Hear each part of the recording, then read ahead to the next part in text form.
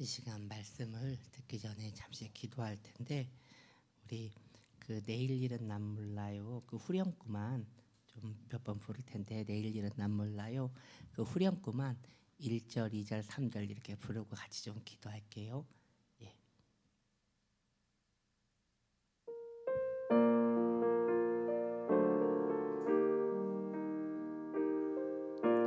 내일 일은 난 몰라요. 내일 일은 난 몰라요. 장래일도 몰라요. 아버지여 날 붙드사 평탄한 길 주. 내일 일은 난 몰라요. 장래일도 몰라. 아버지여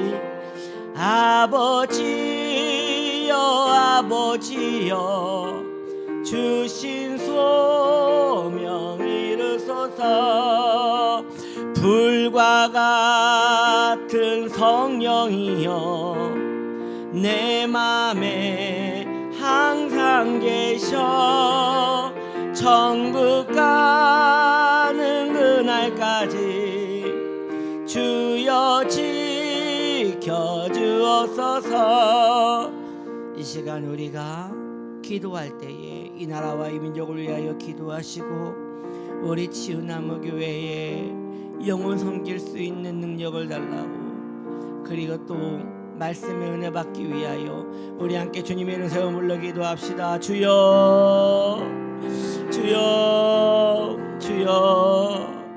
자비로우신 하나님, 은혜를 베풀어 주시옵소서. 이 대한민국이 하나님을 경외하는 나라 되게 하여 주시옵소서. 이 나라를 전쟁에서 지켜주시고, 이 나라를 경제의 위험에서 건져주시며, 이 나라를 모든 위험에서 건져주시어 하나님을 경외하고 모든 예수 믿는 사람들이 가득한 대한민국 되게 하여 주시옵소서. 하나님 아버지, 우리 치유나무교회에게 사명을 주셨나이다. 사명 감당할 수 있도록 믿음을 주시고, 영혼 사랑하는 교회, 주님 오신 날까지 영혼 사랑하는 교회 되게 하여 주시옵소서. 주님 이 시간 우리에게 은혜를 허락하여 주시어서 심령이 가난한 자가 위로를 받사오니, 천국이 저희 것이라고 했사오니, 우리에게 은혜를 허락하여 주시어서 주님, 주의 말씀에 위로를 얻게 하여 주시고, 그 말씀에 굳건하게 서게 하여 주시옵소서. 그리스도의 소망을 우리에게 허락하여 주시며, 하나님의 자비하심에 의지하여 담대하게 살아갈 수 있는 이 시간 되기를 원하옵나니, 성령이여 임하여 주시옵소서. 불길 같은 성령이시여 우리 안에 임하여 주시옵소서. 예수님의 이름으로 기도드립니다.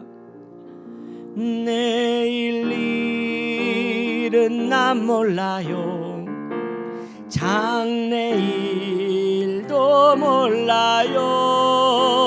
아버지여 날 붙드사 평탄한 길 주옵소서. 내일 일은 난 몰라요. 장래일도 몰라요. 아버지여 부신 소명 불과 같은 성령이여 내 맘에 항상 계셔. 천국 가는 그날까지 주여 지켜주옵소서. 아멘. 하나님 말씀 야고보서 5장 7절로 8절 함께 봉독합니다. 그러므로 형제들아, 주께서 강림하시기까지 길이 참으라. 농부가 땅에서 나는 귀한 열매를 바라고 길이 참아 이른 비와 늦은 비를 기다리나니, 너희도 길이 참고 마음을 굳게 안전하게 하라. 주의 강림이 가까우니라. 아멘. 신앙 안에서의 인간 시리즈 오늘 9번째 시간으로서 오늘 말씀의 제목은 조급함에 대하여 라는 제목으로 은혜 받기 원합니다. 한국 사람 하면 빨리빨리죠. 빨리빨리. 참 이 시대는 조급함이 일상이 된 시대가 아닌가 합니다. 조급함과 연결되는 게 뭐가 있을까 생각해 보면 일회용 용품이 아닌가 싶어요. 일회용을 사용하면 안 된다는 것을 알지만 그래도 간편한 것이 좋아서 일회용 물품을 사용하게 됩니다. 그래서 편한 것과 조급한 것은 그런 면에서 연결되어 있는 것 같아요. 못 기다리는 거예요. 불편한 걸 못 참는 거예요. 플라스틱 쓰레기는 우리가 잘 알다시피 100년이 지나도 200년이 지나도 땅에 그대로 있습니다. 그것이 비가 많이 오면 바다로 강으로 쓸려가지 않습니까? 그러면 그걸 이제 물고기들이 먹고 또 죽는 거예요. 그 물고기를 또 인간이 또 먹고, 그러니까 결국 우리가 심은 대로 또 거두는 일이 일어나는 것이죠. 하나님께서 이 세계가 이 플라스틱으로 죽어가는 것을 이게 아셨던 것 같아요. 그래서 그 와중에 좋은 소식이 있는데 이 애벌레를 보십시오.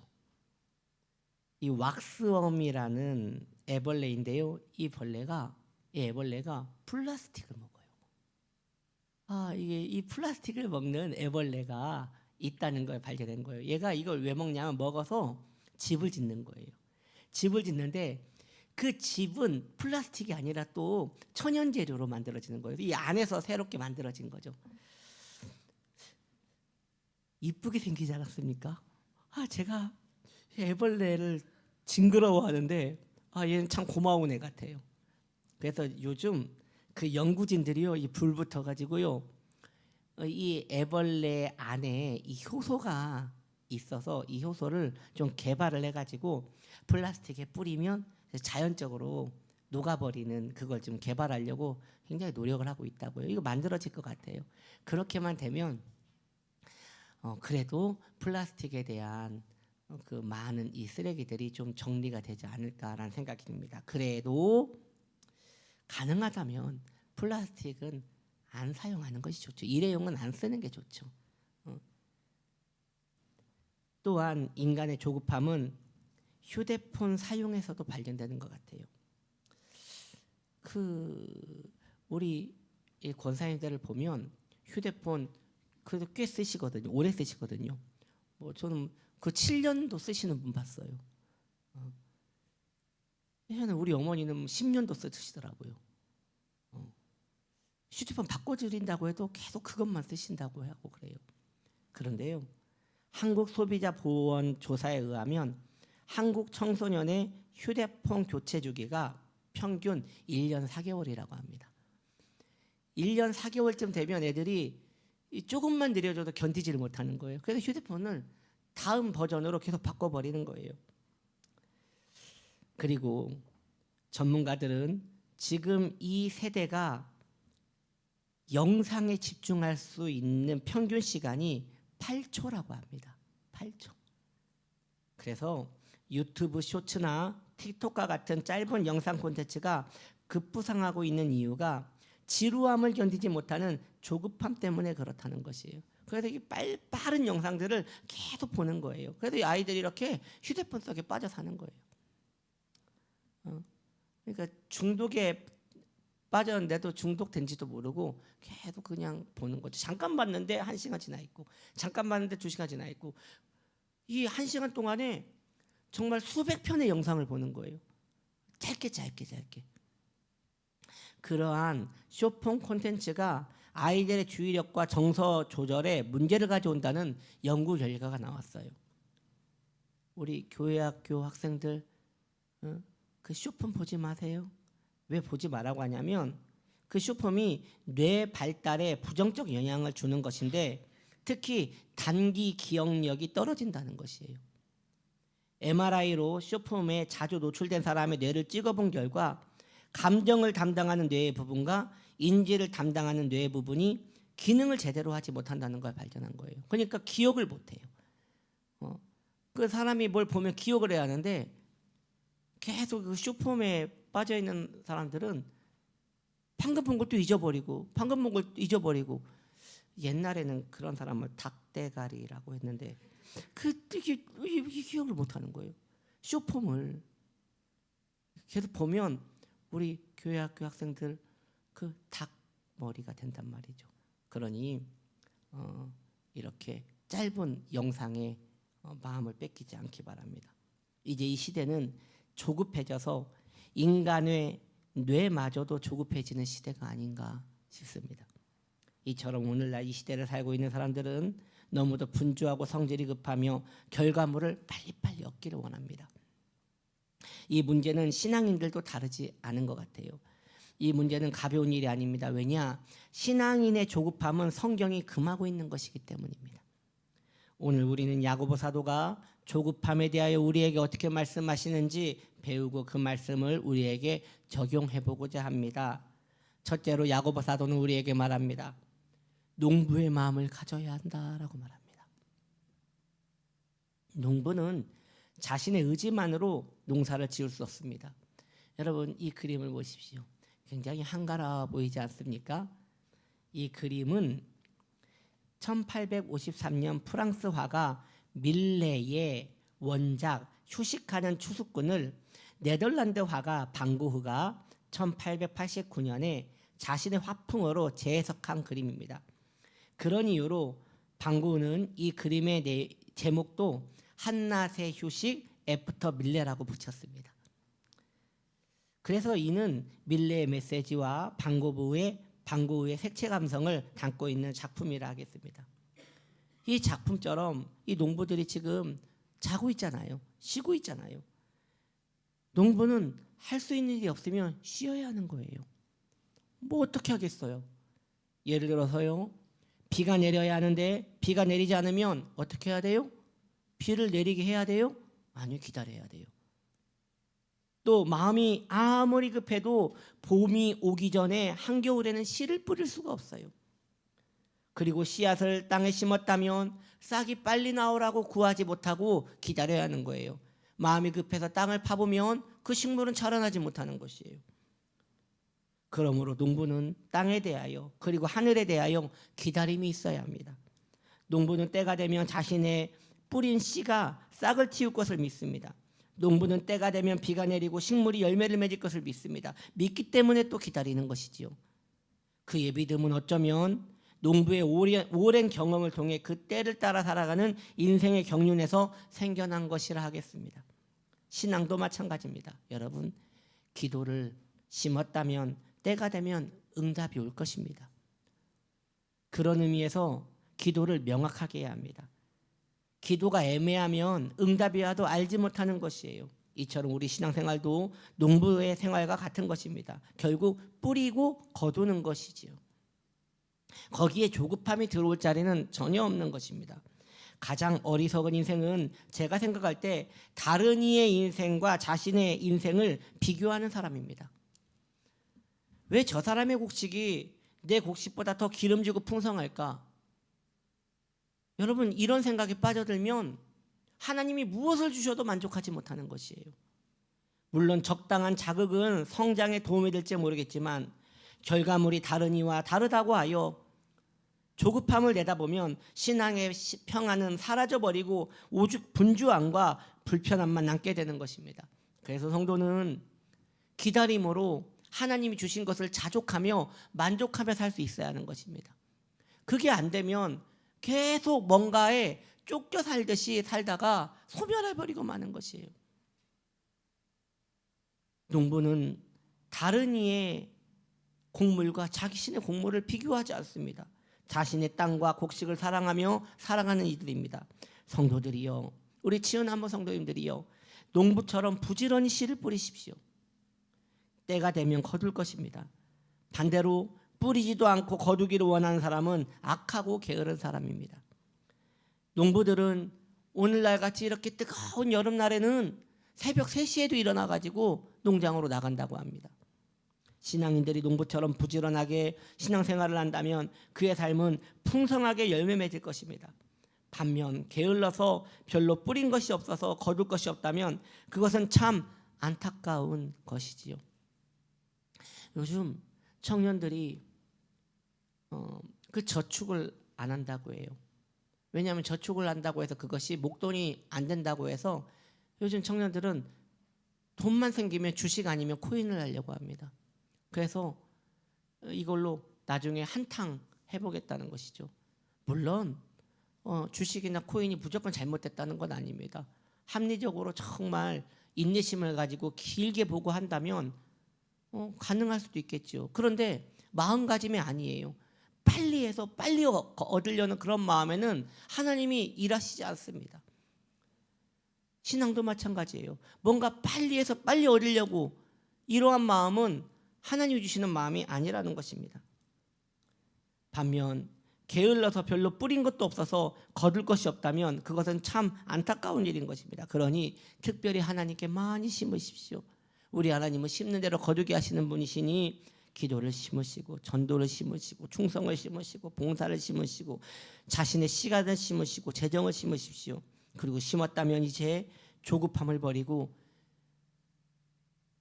우리 하나님의 선하심을 바라보며 기다리십시오. 때가 되면 농부가 수확철에 웃을 수 있는 것처럼 심고 기다리는 성도 또한 풍성한 열매를 거두게 될 것입니다. 할렐루야. 두 번째, 야고보 사도는 말합니다. 비를 기다리라고 하십니다. 비를 기다리라. 오늘 본문은 이른 비와 늦은 비가 있다고 기다리고 이른 비와 늦은 비를 이야기하고 있습니다. 오늘 찬양팀이 비 내려주시니 예루살렘아 내 하나님을 송축할지어다 이런 찬양을 부르지 않았습니까? 여러분 어쩌면 신앙생활은 비를 기다리는 신앙이 아닌가 싶습니다. 그러나 성경에서 말하는 그 비는 바로 이른 비와 늦은 비라는 것입니다. 이스라엘의 농사철은 가을에 시작하여 봄에 끝이 납니다. 이른 비와 늦은 비는 이 그림과 같이 이른 비란 씨앗을 뿌린 후 처음 내리는 비를 말합니다. 이른 비가 내려야 땅이 물러져서 씨앗이 땅에 뿌리를 잘 내릴 수 있기 때문에 생명의 시작을 축복하는 비가 바로 이른 비인 것입니다. 반대로 늦은 비란 수확을 앞두고 내리는 마지막 비입니다. 이 비가 내리지 않으면 열매가 연글지 않고 곡식이 차지 않는다고 합니다. 그러니 정리하면 이른 비가 없으면 씨앗이 뿌리를 내리지 못하는 것이고 늦은 비가 없다면 식물의 열매가 맺히지 못하는 것입니다. 신앙에도 결국 이른 비와 늦은 비가 필요한 것이에요. 근데 그것은 내 마음대로 내릴 수 있는 게 아닙니다. 주님이 내려주실 때까지 기다릴 수밖에 없는 거예요. 특별히 초신자들은 이른 비가 필요합니다. 처음에 대신자가 교회에 옵니다. 아니면 교회에 정을 못 붙였던 사람이 이제 신앙생활을 하기 위하여 교회에 옵니다.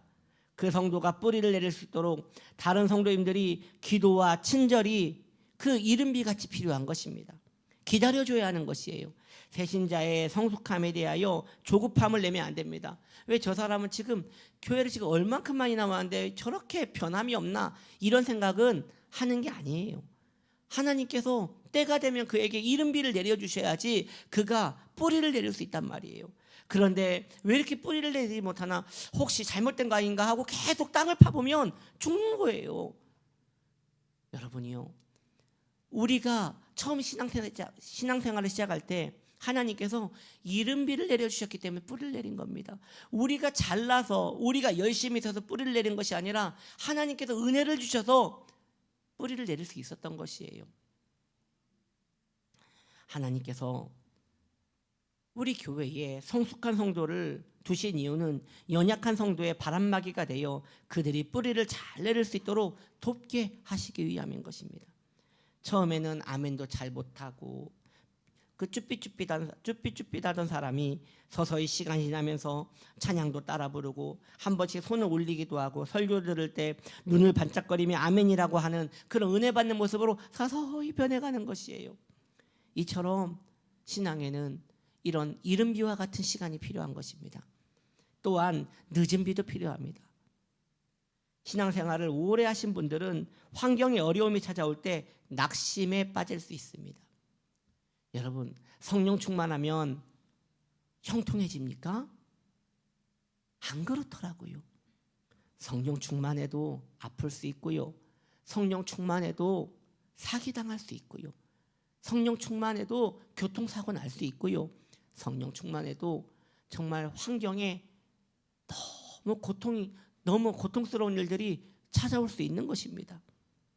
그러나 그렇게 완숙한 신앙인일지라도 그러한 일들을 만나면 왜 내가 이렇게 하나님을 열심히 섬기건만, 내가 단 한 번도 주일 성소를 어긴 적이 없건만, 내가 단 한 번도 11조를 아무리 어려워도 걸은 적이 없건만 왜 나에게 이런 병이 찾아온단 말인가? 왜 나에게 이렇게 경제적인 어려움이 찾아온단 말인가? 왜 나에게 이렇게 관계적인 힘듦이 온단 말입니까? 이렇게 원망 아닌 원망이 우리 안에 일어날 수 있다는 것이에요. 특히 예수 안 믿는 사람들은 저렇게 잘 먹고 잘 사는데 왜 하나님을 섬기는 나는 왜 복을 받지 못하고 이렇게 마음이 상한 일이 일어난단 말입니까? 이러한 마음이 들면 신앙에 그 큰 장애물이 생기는 것입니다. 그러할 때 성도는, 완숙한 성도들은 인내라는 늦은 비를 기다려야 하는 것이에요. 끝까지 하나님을 바라보고 흔들리지 않아야 열매를 맺을 수 있는 것입니다. 인내하고 또 인내하는 것입니다. 하나님께서 가장 좋은 때에 비를 내려주시리라. 하나님, 왜 지금인데 왜 안 내려주십니까? 지금인데 왜 역사하지 않으십니까? 그것은 하나님의 주권을 인정하는 신앙인이 아니에요. 여러분이요, 신앙은 기다림입니다. 신앙인이 기다림을 사모하는 이유는 하나님의 선하심을 믿기 때문입니다. 그 선하신 하나님이 가장 좋은 때에 나에게 늦은 비를 내려주시리라 라는 그 신앙이 복된 신앙인 것입니다. 사랑하는 성도님들이요, 하나님은 그분을 기다리는 자에게 실망을 주시지 않으십니다. 그리고 믿으셔야 합니다. 하나님이 가장 좋은 때를 알고 계신다. 나의 때가 아닌 하나님의 때에 비가 내려야 그때 가장 좋은 때다라고 믿어야 하는 것입니다. 하나님께서 우리에게 침묵하시는 것 같아도 우리의 사정을 이미 아시고 늦은 비를 준비하고 계시는 것입니다. 그러기에 인내함으로 하나님의 선하심을 끝까지 신뢰하시기를 바랍니다.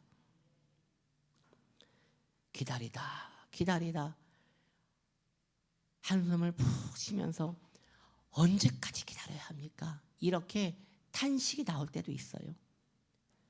그럴 때마다 하나님의 선하심을 기억하십시오. 우리 하나님은 나에게 한 번도 아픔을 주신 적이 없는 분이시다. 그리고 그 아들을 주시기까지 나를 사랑하신 분이시다. 인내하고 기다리면 가장 좋은 때에 비를 내려주시리라. 할렐루야. 이른 비는 뿌리를 내리게 합니다. 늦은 비는 열매를 만들어줍니다. 이 모든 것을 하나님께서 하시는 것이니 조급함을 버리고 오직 하나님을 바라봐야 할 줄 믿습니다. 그러니 조급해질 때 무릎을 꿇고 기도하십시오. 기도를 했음에도 조급함이 찾아올 때는 더욱 기도하십시오. 그것이 답인 것입니다. 더 나아가서 하나님께 물이 되도록 기도하십시오. 그러면 하나님께서 그 마음을 헤아려 주시고 자비를 내려 주시는 것입니다. 마지막 세 번째로 야고보 사도는 인내를 원하는 조급한 이 시대에 이렇게 말씀하십니다. 마음을 굳게 하라. 마음을 굳게 하라. 여러분, 사람의 감정은 좋은 것입니다. 그래서요, 슬픈 일을 만날 때는 울어야 돼요. 기쁜 일을 만날 때는 웃어야 돼요. 이것은 좋은 것입니다. 사람의 감정이 이렇게 유들유들한 것은 좋은 일이에요. 그러나 이러한 감정에 믿음을 실어 놓으면 위험해지는 것이에요. 감정은 왔다 갔다 하기 때문에 감정은 감정대로 둬야지 우리의 믿음을 감정에 두면 흔들리게 되는 것입니다. 환경에 따라 믿음이 흔들린다면 그 집은 매일 지진을 만나는 것과 같을 것입니다. 그러므로 우리의 믿음은 말씀에 두어야 합니다. 믿으십니까? 여러분, 우리의 믿음은 감정에 둬야 돼요? 아니요. 우리의 믿음은 감정에 둬야 돼요? 아니요. 어디에 둬야 돼요? 말씀에 둬야 돼요. 진리에 둬야 하는 거예요. 진리에. 예수님은 비유로 반석 위에 짓는 집을 그 예화로 드신 적이 있으십니다. 모래 위에 집을 지으면 이 그림과 같이 창파가 불 때에 집이 무너져 버리고 마는 것입니다. 반대로 반석 위에 집을 세우면 만대에 걸쳐 든든하게 그 집이 세워져 갈 것입니다. 사랑하는 성도님들은 지금 여러분의 믿음이 모래 위에 세워져 있습니까? 아니면 반석 위에 세워져 있습니까? 어떠한 환경 속에서도 나는 끄떡없습니다. 반석에 세워졌기 때문에. 그런데 비만 내려도 자그마한 지진만 일어나도 내 마음이 자주 무너져 버린다면 내가 모래 위에 지은 집이 아닌가 한번 생각해 볼 일입니다. 반석에 지어야 합니다. 만세 반석 열리니 반석 같은 믿음을 가지셔야 합니다. 그런데 여기에서 한 가지 문제가 있습니다. 목사님, 저는요 말씀을 의지했거든요. 그런데 왜 계속 내 영혼은 흔들릴까요? 그럴 수 있잖아요. 나는 말씀을 의지하는데도 왜 내 믿음은 계속 흔들릴까요? 말씀을 의지하는데도 그의 인생에 그 문제들이 계속 흔들리는 이유는 말씀을 내 마음대로 해석했기 때문입니다. 이거 정말 중요하거든요, 여러분. 내 상황에 맞추어 말씀을 해석했다면, 내 상황에 맞추어 말씀을 해석했다면, 다시 말씀드릴게요. 나의 환경에 맞추어 내가 말씀을 해석했다면, 여러분, 신앙인들이 대부분 그렇게 합니다. 내 환경에 맞추어 말씀을 의지합니다. 그러한 신앙은 절대 반석 위에 세워질 수 없습니다. 이것은 내 느낌으로 말씀을 받은 것과 같은 것이기 때문입니다. 그래서 전통적으로 교회가 고수해온 것은 내 느낌에 의하여 감동대로 받은 말씀을 의지하지 말고 전통적으로 교회가 고수해온 교리에 의지하라는 거예요. 교리에. 교리란 무엇이냐? 믿음의 선조들이 성경대로 살아낸 후에 만든 말씀 해석서입니다. 내가 해석한 말씀이 맞는지, 그러니까 내 환경과 말씀을 적용하기 전에 교리로 점검을 받아봐야 한다는 것이에요. 내가 해석한 말씀이 맞는지 교리와 대조해 봐야 하는 것입니다. 전에 나누어 드린 소요리 문답 기억하시죠? 여러분, 107개의 조항이 있습니다. 이 내용을 다 외우면 좋겠지만 그게 어렵다면 자주 시간을 내어 읽으시기 바랍니다. 지금 어디 갔는지 모르겠는데요. 분실하신 분들은 부목사님께 말씀하시면 다시 드리도록 하겠습니다. 여러분, 우리가 받은 말씀이 이게 하나님 나에게 주신 말씀인지 아니면 내 느낌인지 이걸 구분하기 위해서는 기독교 교회 사에서 교리로 잡은 이 교리서에 자신을 비추어 보면 명확하게 나오는 것이에요. 내가 지금 바로 가고 있는지 잘못되고 가고 있는지. 우리가 기준선이 다르면 계속 비틀비틀 집이 지어지는 것이죠. 그래서 집을 지을 때 이렇게 예전에 그 공사하시는 분을 보니까 그 레이저로 쫙 쏴가지고요 거기에 벽돌을 대더라고요. 그러니까 빛으로 쫙 대니까 반듯할 거 아니에요. 거기에 대니까 그 벽돌이 똑같이 세워지는 것이에요. 우리 안에 이렇게 반듯한 기준이 있어야 하는데 그게 바로 교리라는 것입니다. 그런 것을 의지하지 않을 때 어떠한 위험성이 일어나느냐? 우리 사랑하는 천국가시 조윤기 목사님이 자주 예화로 든 이야기 중에 이런 이야기가 있어요.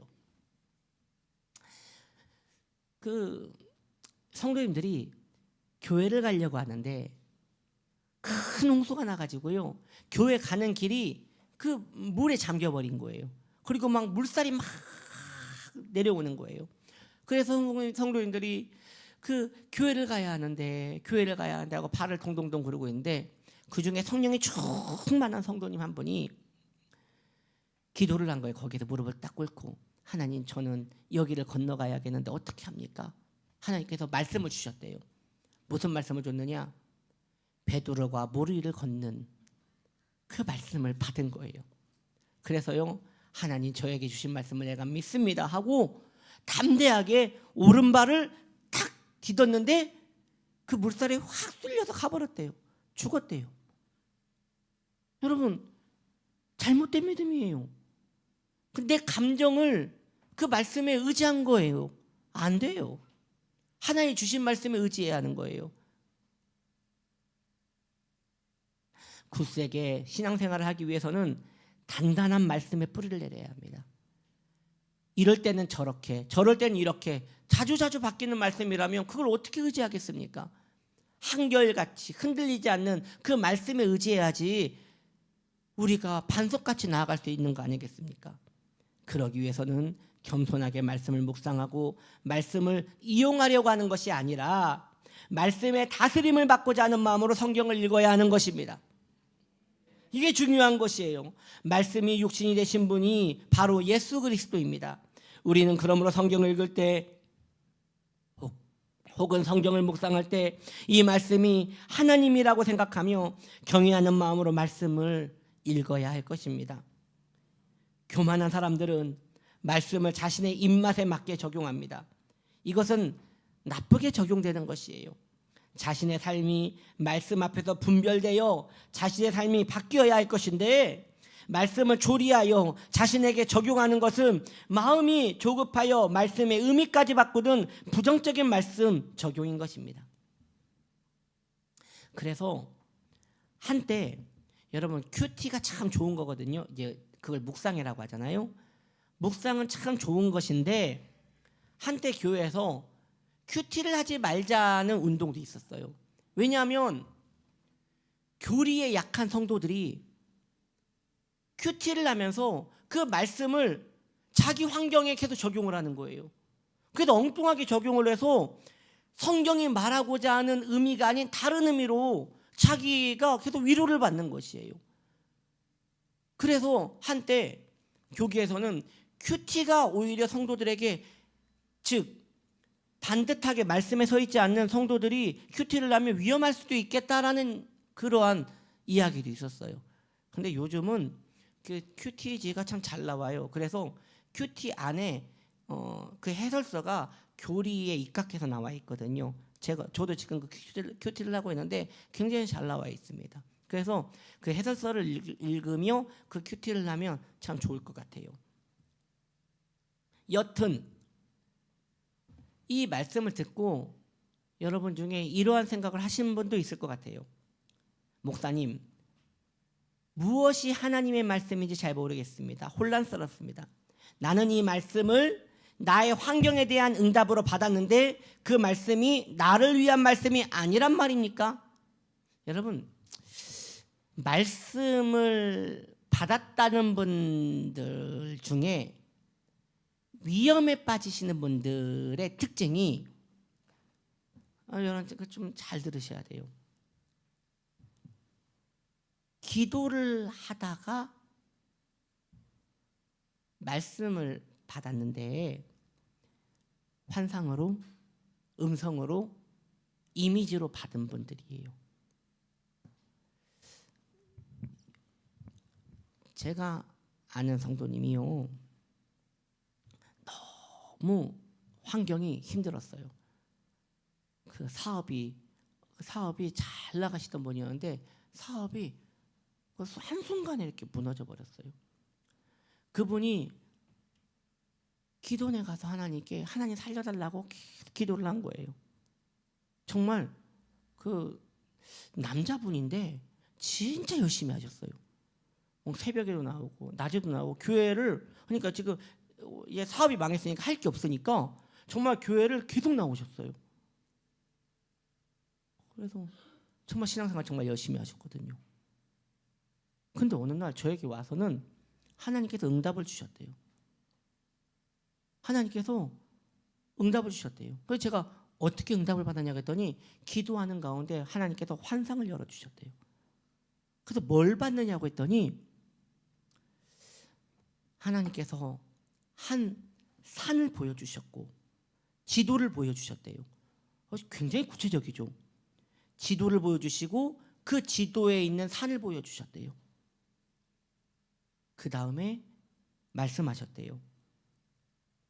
그곳을 파면 금이 나온다고. 그곳을 파면 금이 나온다고. 너는 그 금을 캐서 나에게 큰 영광을 돌리라고 하셨대요.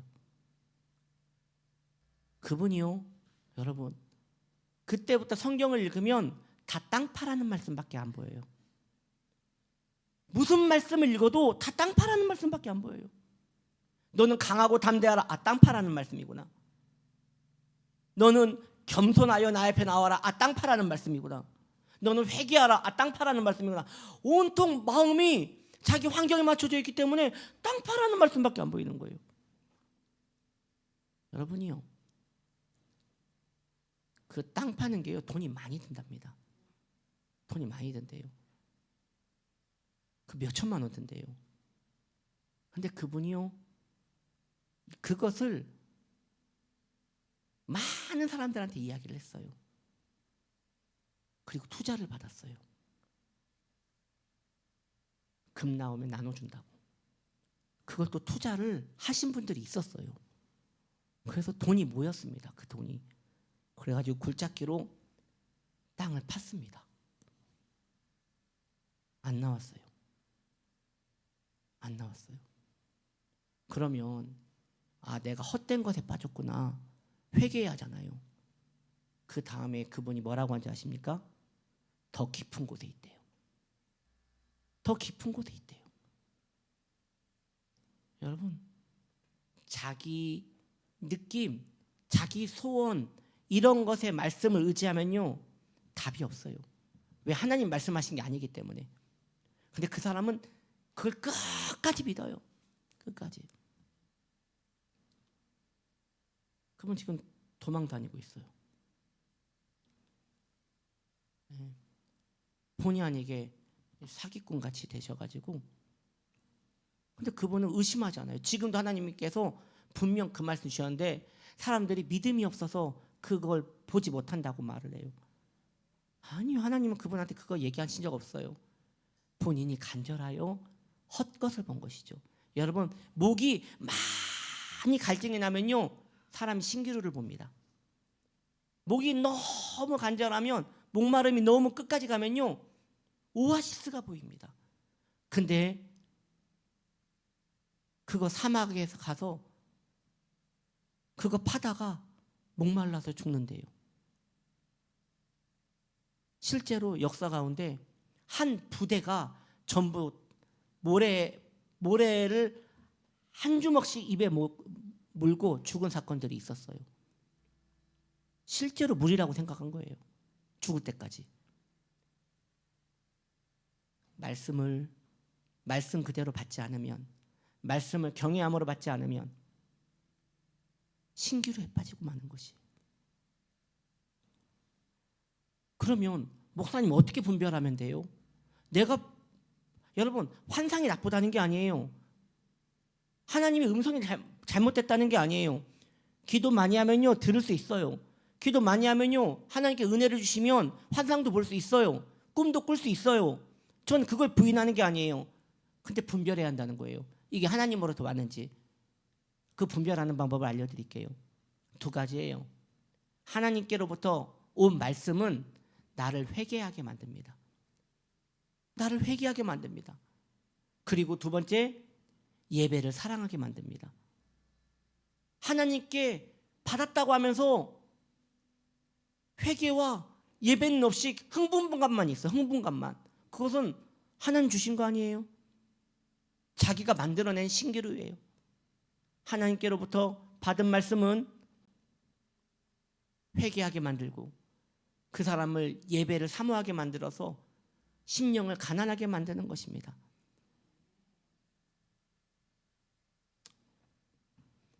할렐루야. 말씀을 정리합니다.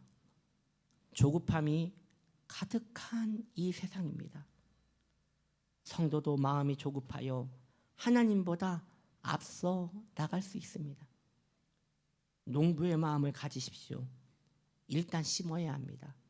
심었다면 인내하며 기다려야 합니다. 이른 비와 늦은 비를 기다리십시오.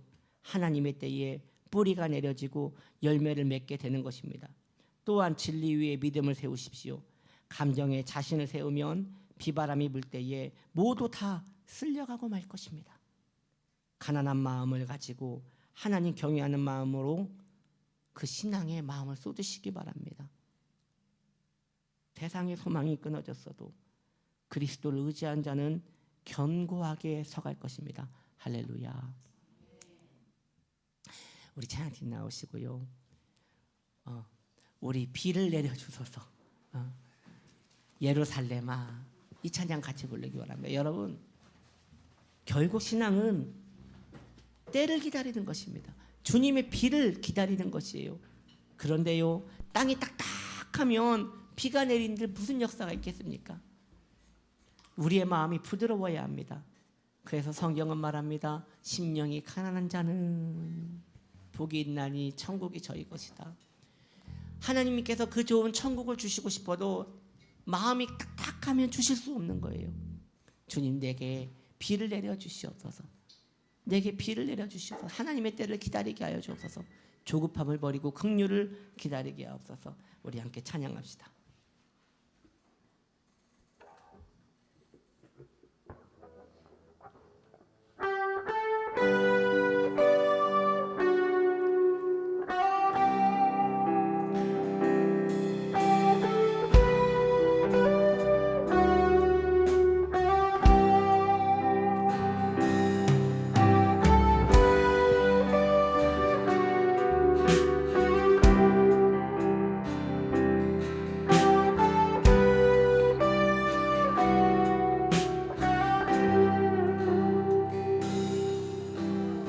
우리 주는 위대하며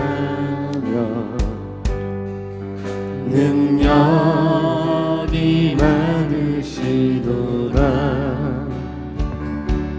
그의 지혜 무궁하며 인자는 영원하도다. 상한 자들 고치시며 상처를 싸매시도다. 별들의 수를 세시며 이름을 붙이셨도다. 그가 구름으로 하늘을 덮으시며 땅을 위하여 이 준비하시니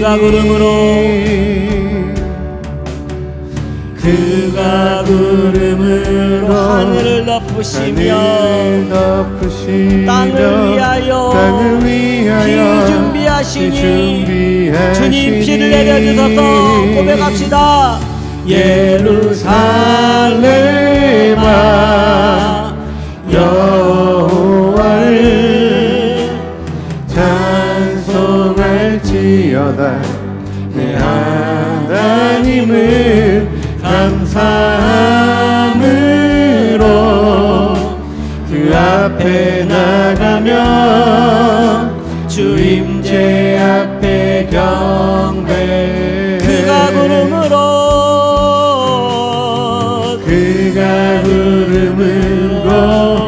하늘을 덮으시며 땅을 위하여 준비하시니 예루살렘아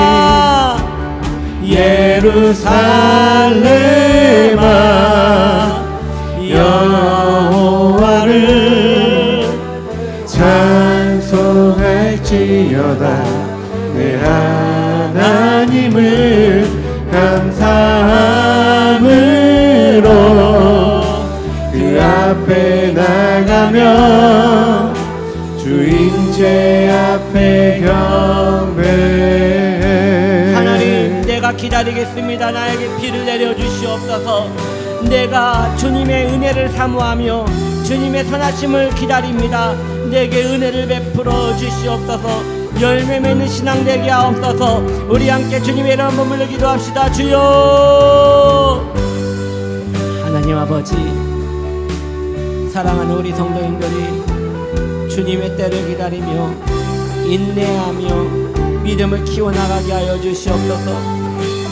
주님께서 우리 성도님들을 사랑하여 주시어서 흔들리지 아니하고 조급하지 아니하고 하나님의 인내하심을 기다리게 하여 주시옵소서. 내가 주인 되지 말고 주님이 주인 되시는 신앙생활하게 하여 주시옵소서. 주님은 일하시고 주님은 행하시며 주님은 열매 맺게 하십니다. 내가 열매를 맺는 것이 아니라 주님이 열매를 맺게 하십니다. 그러므로 나는 주를 기다립니다. 예루살렘아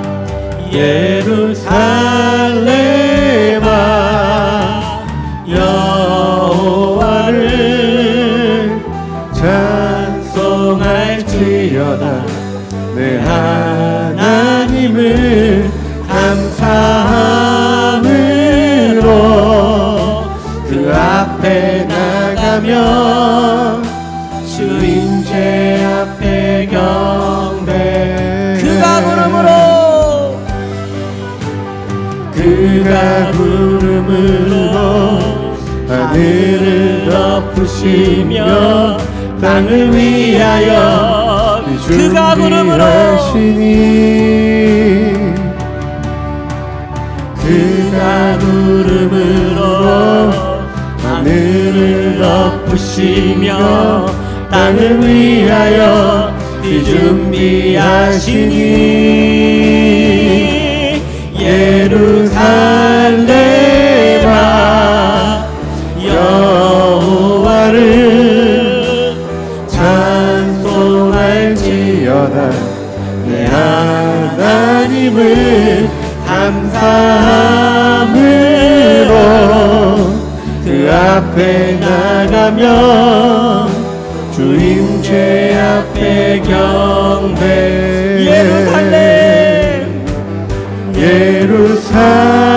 예루살렘아 여호와를 찬송할지어다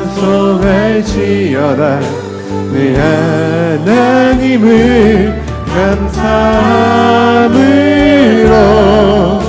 그 앞에 나가며 주임제 앞에 경배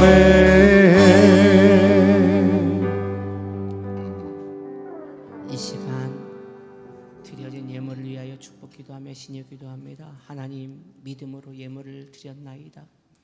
우리 귀한 성도님들의 환경과 삶을 축복하시고 고단함이 없게 하시고 혼핍함이 없도록 주님 지켜주시고 공급하시며 베풀어 주시옵소서. 자비를 내려 주시옵소서. 주님, 병든 자리에 믿음의 손을 올렸습니다. 깊은 염증을 치료하여 주시고 마음의 상처를 치료하여 주시고 주님, 성경에 헌대가 있는 자들은 개가 와서 그것을 핥아버린다고 했습니다. 주님, 우리의 마음의 깊은 상처는 악한 원수가 와서 핥아버릴 것입니다. 주님, 치료하여 주시옵소서. 머리부터 발까지 주님의 소생함이 임할지어다. 마음과 육체와 그 심령과 골수까지 나음을 받을지어다. 예수님의 이름으로 치유될지어다. 예수님의 이름으로 치료될지어다. 그가 구름으로 모으시고 비를 내려주시니 주님, 우리 안에 주님의 때를 기다리는 모든 영혼들마다 그 선하심을 맛보아 알게 하여 주시옵소서. 감사드리며 예수님의 이름으로 기도드립니다. 아멘. 다 같이 일어나셔서 우리는 주의 움직이는 교회에 함께 찬양합시다.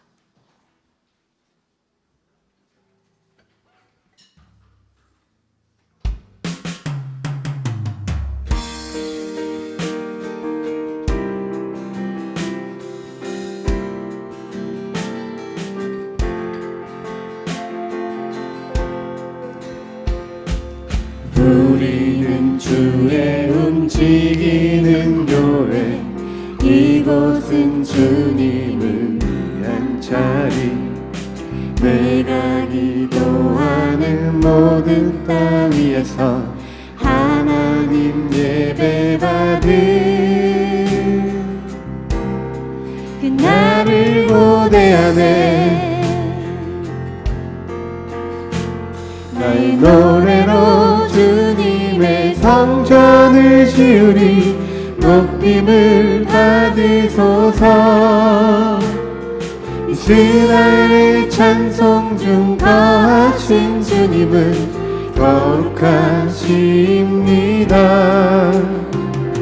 두 손 들어 주님의 보좌를 만들고 온 맘 다해 경배하리. 구름 날개 사이에 임하신 것처럼 내 위에 임하소서. 하나님, 우리가 이곳에 섰으니 이 땅을 치유하소서.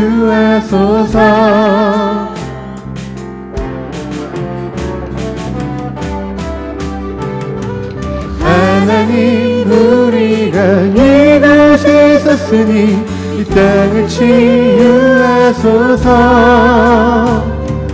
하나님, 우리가 어디에 있든지 주를 높이리다.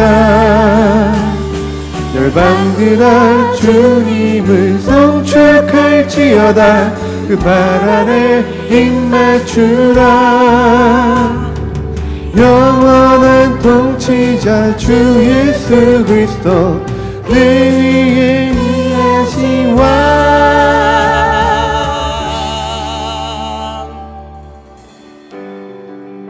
지금은 우리 구주 예수 그리스도의 은혜와 하나님 아버지 넘치는 사랑하심과 성령 하나님 내주교통 인도하심이 이제 이른 비와 늦은 비를 기다리며 마음을 굳게 하고 말씀에 깊이 뿌리를 두어 우리 구주 예수 그리스도를 기다리려는 선하신 성도님들의 그 머리 위에, 그의 가정과 삶과 인생 위에, 기업 위에 지금부터 영원토록 함께 하시길 간절히 축원드리옵나이다. 아멘.